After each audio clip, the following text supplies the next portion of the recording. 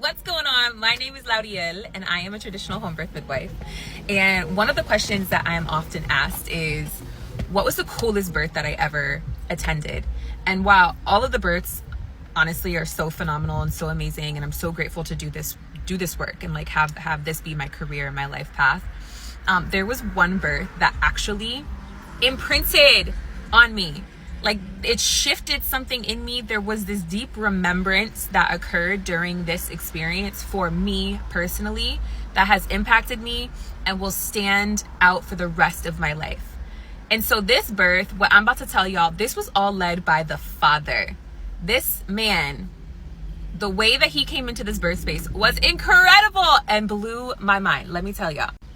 So this father was autistic, and he had this love and passion for audio engineering and sound, and he was really good at it. And you know, he talked about it a little bit during our prenatal visits, but I didn't really inquire too much about it, you know, because I just honestly didn't even know like what the heck he was talking about half of the time. But he was educating us. So at her birth, during her labor, you know, it was really beautiful. It was the evening, the middle of the night. It was raining. They had set up their birth tub in the living room. And then I noticed him kind of fidgeting in the corner with all of these wires and clips and his computer. And at first, my first thought is like, what is this man doing on his computer? Like, she's having some crazy contractions. Like, what are you doing, sir? And then there was this beautiful music that just started popping up.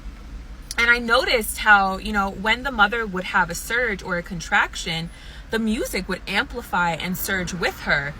And so then I'm like, so I asked him, I said, what is this playlist? Because again, I know that he really likes sound and music and, you know, sound audio engineering. And he said, it's the plants. I was like, what do you mean? And he explained to me that he hooked up these, I don't even know, electrodes. He clipped these sensors to the leaves and the roots and stuck another sensor in the dirt and the soil of all of the plants that they had in their living room. And then in turn, they were emitting a frequency that resonated with a specific sound. And then he would translate the frequency and put it into sound through whatever software he had on his computer. And when he said this to me, it was like Inception. I didn't know where my brain was going and like what was actually happening.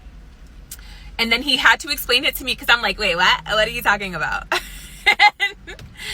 Then I got to connect with the fact that as this mother, as her surges and her contractions would come on, the plants would emit this frequency, which in turn would emit this sound that supported her contractions, y'all.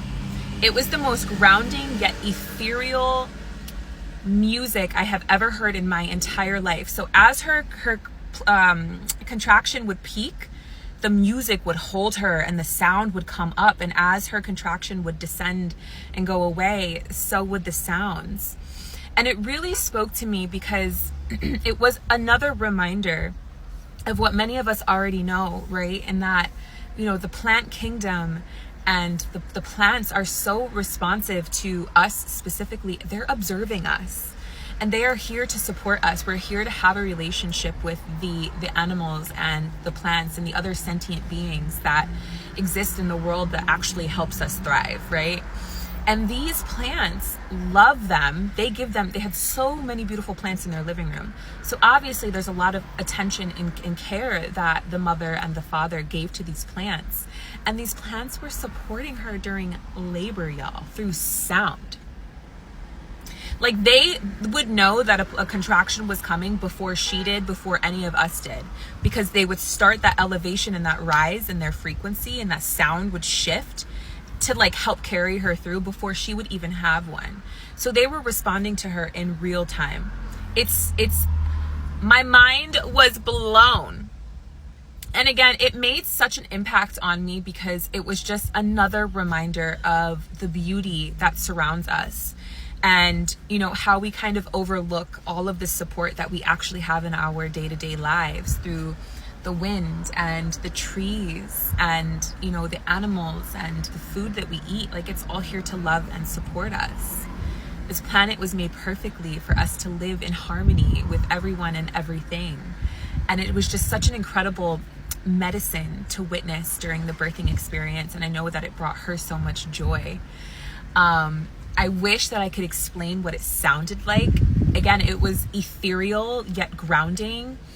At some point, I felt like I was being transported, into the depths of the ocean, and whales were calling out to me because all of the different plants were emitting all of these different frequencies, and it was just so beautiful and harmonious, kind of like a cosmic choir, if you will. Oh, there's almost an accident right here. But yeah, I just needed to share that with y'all because that really changed me, right? And of course I had learned this. It's something that I've always understood, but seeing it play out in real time right in front of me was something that changed me forever and has become one of my favorite birth stories. And I hope that when it's my time to have a baby, I get to have something really cool like that involved, because I love my plants. Y'all know me, I love my little plants. And I would love to invite them into my birth space. And it also speaks to why it's, another thing when it comes to home birth is if you have to have your baby in the hospital, I support that. Not everybody can have their baby at home, but if you're healthy, there's something about being in an environment that's infused with love, harmony, and support that really makes that birthing experience so different for so many moms. And I know for her, that was her husband's way of showing up for her and supporting her during this labor. And he did a phenomenal job. Okay, have a great day, y'all.